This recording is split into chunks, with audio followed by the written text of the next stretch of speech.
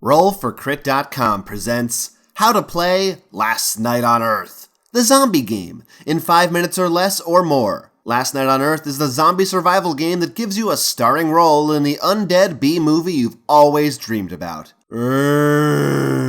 Designed by Jason C. Hill and published by Flying Frog Games. In Last Night on Earth, there will be zombie players controlling zombies and human players controlling humans in different denominations depending on the size of your group. The human's goal is to accomplish a certain task depending on the chosen scenario. The zombie's goal is to kill enough of the humans off or simply run out the clock before that happens. First things first, all humans pick hero characters, each with their own special abilities, and place the appropriate figures in their starting areas on the board. If their starting area doesn't appear, they begin in the center of the board with an extra hero card. Then, zombie players get to roll 2 6-sided dice and spawn that many zombies on the board. There are 4 zombie spawn points on the board, one in each outer tile, noted with a large red X. When placing zombies, they must be split up as evenly as possible before adding extras to any of those spaces. Now the actual game starts. First, all zombie players take their turn, then all hero players, and so on. The zombie's turn works like this. At the start, the sun track marker moves down 1 space, keeping track of the game's built-in time limit. Then, zombies may discard up to 1 card from their hand and redraw up to a full hand of 4 cards, or 2 per person if there are 2 zombie players. Zombie cards can be played whenever indicated in the card text to hinder human progress. If they say play immediately, play them immediately. If they say remains in play, keep them in play.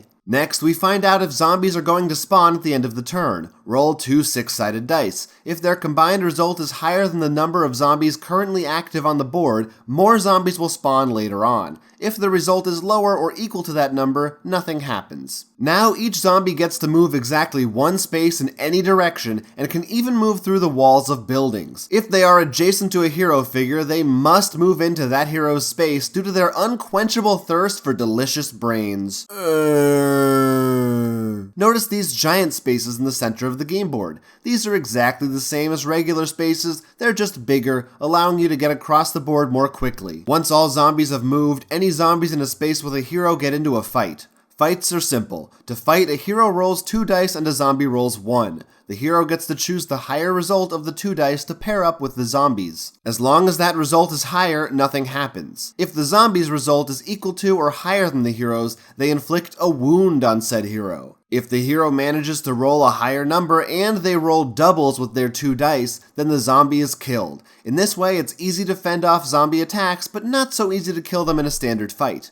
Multiple zombies on 1 space are resolved one at a time as separate fights. If there are multiple heroes on a space with zombies, only one of them needs to do the fighting, at least on the zombie turn. Finally, once all fights are resolved, new zombies are spawned, or not spawned depending on your previous roll. Roll a die and spawn that many zombies according to standard spawning procedure. Now it's the hero's turn to play. Heroes may choose to take their turns in any order, each one performing the following actions in a row when activated. First, they can choose to either move or search. To move, roll a die and move up to that number of spaces. Unlike zombies, humans cannot move through walls, and moving into a space with a zombie ends their turn. If a hero decides to search, even after rolling the movement die, they cannot move from their original location. They also need to be inside of a building in order to search. This allows them to draw 1 card from the hero deck.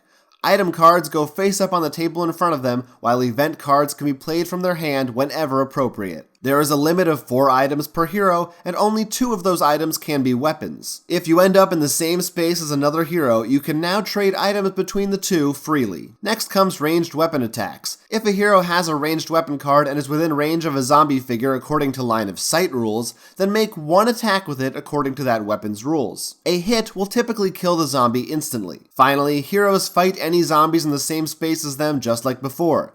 This time, however, multiple heroes must each fight every single zombie on their space. If a hero's wounds get filled up, they become dead and lose their cards. If that death was that of the controlling player's last hero figure, then that hero becomes a zombie hero. They're controlled by the zombie players and function just like any other zombie, but with increased health and movement capabilities. The deceased player now gets to choose a new hero to control and place on the board, either in a random building or in the center space, which allows them to start with a free card. Choosing a random building means rolling 2 dice. One to determine one corner tile of the board, then another to determine a building on said tile. Some buildings offer the pick up action, which allows you to search the discard pile for a specific card as your search action. The game ends when humans complete their goal, enough humans die, or the sun track marker is removed. In conclusion, roll, move, attack, defend, snarl, growl, and fight like it's your final evening on this planet. That's Last Night on Earth in a nutshell. Did you get all that?